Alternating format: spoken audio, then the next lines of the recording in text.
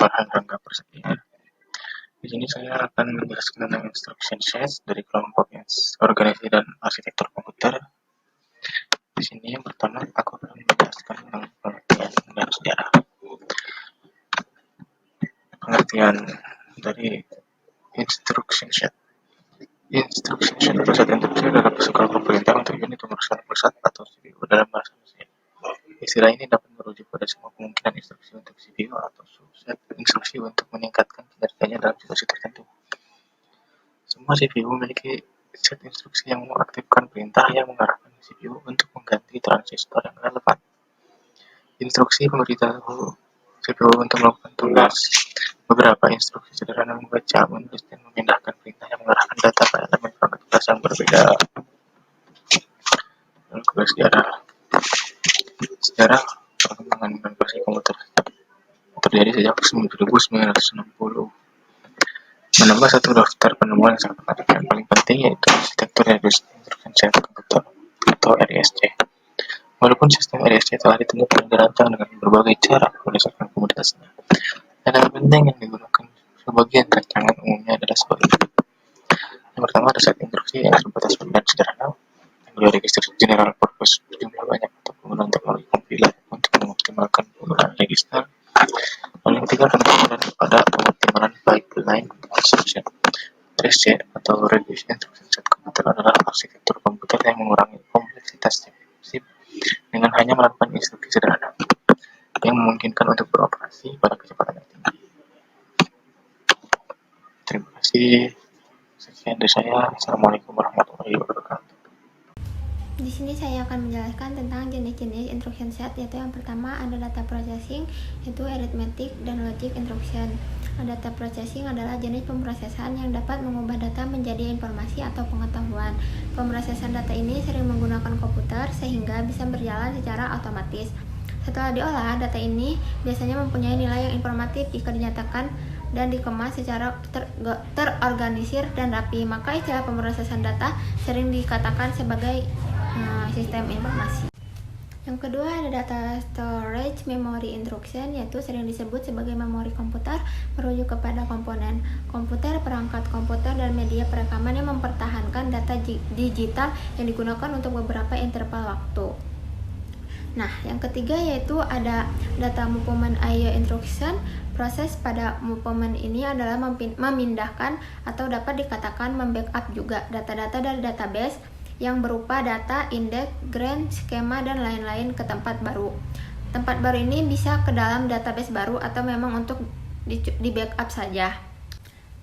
Data movement di sini terdiri dari dua bagian besar, yaitu yang pertama load and upload, difokuskan untuk memindahkan data yang berupa indeks atau data itu sendiri alias isi dari database tersebut. Yang kedua yaitu export dan import, yaitu memindahkan data secara lengkap mulai dari grand, skema, dan seluruhnya. Jika dilihat, load tersebut berhubungan dengan import dan upload berhubungan dengan export. Load berfungsi untuk memasukkan data atau transaksi ke sebuah tabel. Dapat dikatakan juga insert, replace, atau update. Sedangkan upload berfungsi untuk membuat dari data tabel ke fisik or file. Kelemahan load adalah dalam prosesnya bisa saja terjadi data yang tidak berpindah secara permanen atau sempurna. Di sini ada upload parameter yaitu limit, yaitu membatasi beberapa record. Yang kedua ada sampel, mencari sampel yang telah ditentukan. Yang ketiga ada when, berdasarkan kondisi. Dan pada upload hanya satu parameter saja yang berjalan alias tak bisa berjalan bersamaan apabila parameternya lebih dari satu. Distribution database. Dalam distribution database terdapat tiga istilah, yaitu yang pertama ada autonomy, independent. Untuk tabel umum, akses yang diberikan berbeda dari setiap user. Yang kedua ada isolation, yaitu standalone. Untuk tabel khusus, privasi, itu terpisah dari user. Yang ketiga yaitu ada transparansi, all user access table, terpisah dari user tetapi user masih dapat mengaksesnya. Assalamualaikum warahmatullahi wabarakatuh. Perkenalkan, nama saya Reja Kasandi. Di sini saya akan menjelaskan tentang karakteristik dari instruction set. Instruction set memiliki beberapa karakteristik sebagai berikut. Yang pertama ada operasi dari CPU, ditentukan oleh instruksi-instruksi yang dilaksanakan atau dijalankannya. Instruksi ini sering disebut sebagai instruksi mesin atau machine instruction atau instruksi komputer, computer instruction. Yang kedua ada kumpulan dari instruksi-instruksi yang berbeda yang dapat dijalankan oleh CPU disebut set instruksi atau instruction set. Sekian dari saya. Terima kasih. Baik, selanjutnya saya Muhammad Fadli Ilyasin akan melanjutkan pembahasan yaitu mengenai contoh instruction sets. Ya, contoh yang pertama ada MIPS atau Microprocessor Without Interlocked Pipeline Stage. Merupakan salah satu prosesor yang dibangun dengan arsitektur RISC. Desain prosesor MIPS saat ini digunakan pada beberapa sistem embedded seperti The Series, TiVo, perangkat Windows CE, Cisco routers, Android, dan konsol permainan seperti Nintendo 64 dan Sony PlayStation. Lalu yang kedua yaitu X86. X86 adalah nama umum dari arsitektur mikroprosesor yang pertama kali dikembangkan dan diproduksi oleh Intel. Arsitektur X86 saat ini mendominasi komputer desktop, komputer portable, dan pasar server sederhana. Arsitektur ini dikenal dengan nama X86 karena prosesor-prosesor awal dari keluarga arsitektur ini memiliki nomor model yang diakhiri dengan urutan angka 86. Lalu ada yang selanjutnya arsitektur ARM atau Advanced RISC Machine. Merupakan arsitektur prosesor 32 bit RISC yang dikembangkan oleh ARM Limited, dikenal sebagai Advanced RISC Machine, di mana sebelumnya dikenal sebagai Acorn RISC Machine. Pada awalnya merupakan prosesor desktop yang sekarang didominasi oleh keluarga X86. Namun, desain yang sederhana membuat prosesor ARM cocok untuk aplikasi berdaya rendah.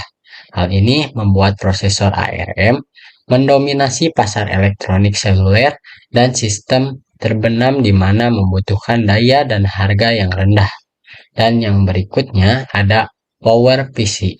Kepanjangan Inggrisnya yaitu Performance Optimization with Enhanced RISC Performance Computing. Arti harfiahnya yaitu optimalisasi performa dengan RISC yang ditingkatkan. Komputasi kinerja, terkadang disingkat PPC, adalah arsitektur set instruksi atau ISA, komputer set instruksi yang disederhanakan dibuat oleh aliansi Apple, IBM, Motorola, dikenal dengan AIM sebagai set instruksi yang berkembang. PowerPC diberi nama Power ISA sejak 2006. Sementara nama lama hidup sebagai merek dagang untuk beberapa implementasi prosesor berbasis power arsitektur. Sekian dari saya. Terima kasih. Sekian dari kelompok kami yang bisa kami jelaskan. Maaf jika ada banyak kesalahan kata ataupun bahasa. Terima kasih. Wassalamualaikum warahmatullahi wabarakatuh.